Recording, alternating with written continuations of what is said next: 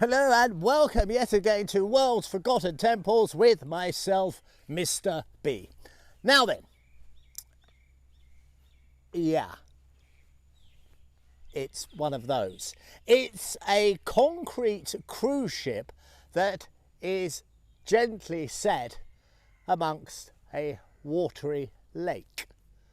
Yes, I did say concrete cruise ship, but it is even more fascinating because what this in fact is a pagoda. It is a religious place. Now over there is the ancient temple I've come to see, but how could I resist this? I have seen thousands upon thousands of pagodas, and I mean that right across Asia. I have never ever seen anything as elegant as this, and it suits the scene. Let me step out of frame. Look at it.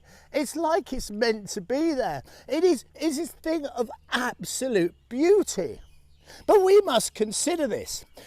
Have a think for just a moment, right? Is the holy order here, the monks, were deciding we're going to build a new pagoda. So they had a meeting. Of course they did. And they said, well, what are we going to do? What are we going to do? We're going to build a pagoda. How shall we go with this? And somebody said, well, let's do it in the traditional way, you know, a traditional pagoda and this and that. And someone else maybe said, oh, how about we do it in more of the shape of a Buddha, something like that. But then, quite incredibly, some guy put his hand up and said, I know, boys, how about concrete cruise ship?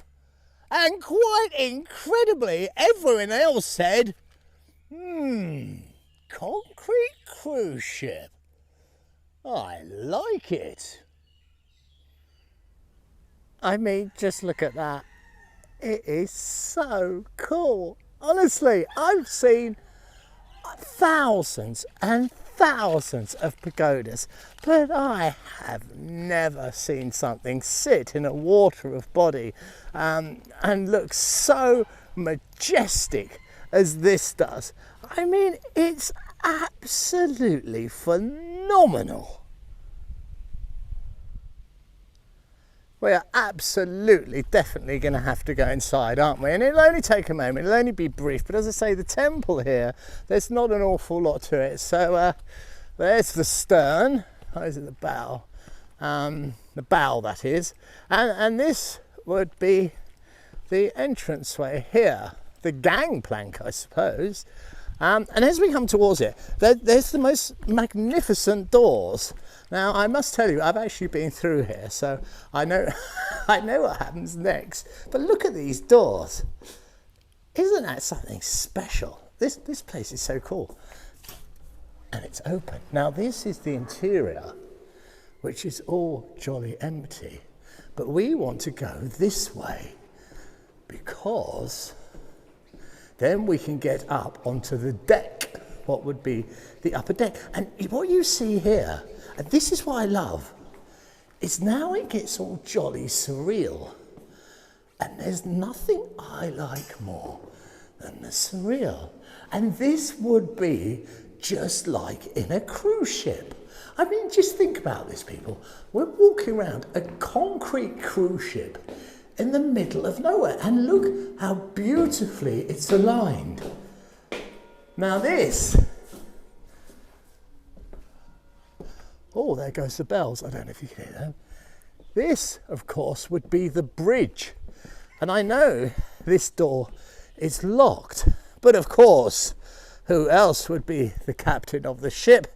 It's such a magnificent construction, and I'm just going to have to hold my camera against the screen, is Buddha himself. And there he is, the captain of this remarkable engineering feat. And look at that deck, it's huge, isn't it? Here is the bridge, which looks for all the world like a lighthouse, doesn't it? But it is through here that we see an ancient temple. The cruise ship, forever static on these murky waters. That really is an architectural piece of genius. Oh, can you hear them? Dogs. These are the bane of my life. I don't know if I'm going to get attacked. I've been attacked many times by dogs in pagodas. They're just over there. Can you see them? I got chased out the other day and it was absolutely frightening. I've been bitten. I literally have lost count as to the burden these things cause me. But we're going to continue on because right over here is an ancient temple. So here it is, the ancient temple of Prangku Sombon, right next to a giant concrete cruise ship that I'm still exceedingly impressed about. I mean, it's a bit like trying to find a Catholic church or something in the middle of England that's shaped like a Boeing 747. I mean, they would never have such a thing. But here they have. They have something that's an architectural stroke of genius, and it does work with this temple. I mean, why not? We're all floating down the river of life, aren't we? Now, there's not an awful lot I can tell you about this temple. It's 12th century, and it does have something rather unique about it, and that is the entranceway faces south. And that is really unusual because they nearly always, 99.999% of the time, faced east. Because when I'm in the jungle or no matter where I am, I don't really need to look at a compass to know which way east is. It's always the way the entrance is pointing of a temple. It's a great little navigation tool in its own way, but on this occasion, it's not. And I can't tell you why. There may be a reason, well, there must be a reason, but that is lost to the sands of time. So we're going to have a quick jog round. I've got my eyes open for those dogs, and what I've done, if I just move the camera very quickly, is I have now moved my bike a lot closer to me, and I have it pointing in the direction of the exit. Believe me, that is a very sound thing to do, because many a time I've had to jump onto my bike, and then you release the horn and you speed off, because it makes the dogs just step back, and I don't want to get bitten again. They are absolute terrors, the dogs of Asia. I cannot tell you. So let's have a quick sprint around this 12th century wonder and see what we can find. Right, bike in position, you and I walking towards this ancient site, and we can see that the top has gone from all three, and we have a mixed composition. We have these large laterite blocks at the base, and then the brickwork of the main temple. Now that's a bit of economy, you see. Using these bricks is an awful lot cheaper than using laterite blocks throughout. We're just going to wander this way very briefly to the one on the left, because in here we have the base of where two gods once stood.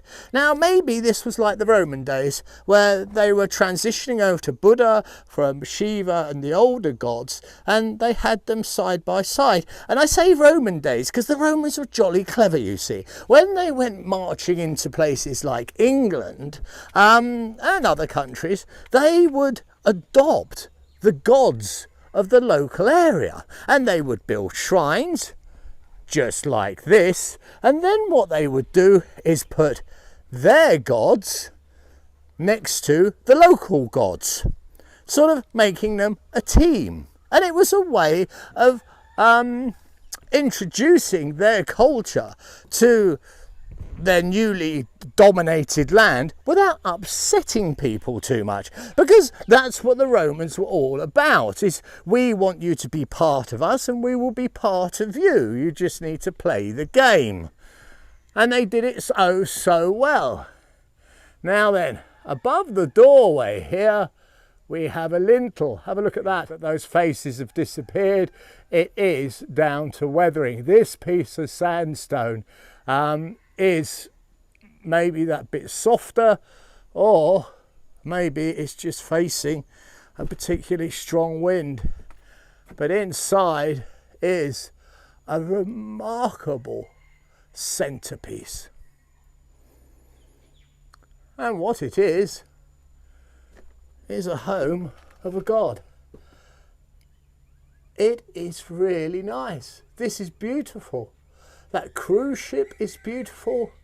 And this is beautiful. I see all sorts. And that is Vishnu. Yes, it's dear old Vishnu, I believe. So the ancient god Vishnu is still being worshipped here.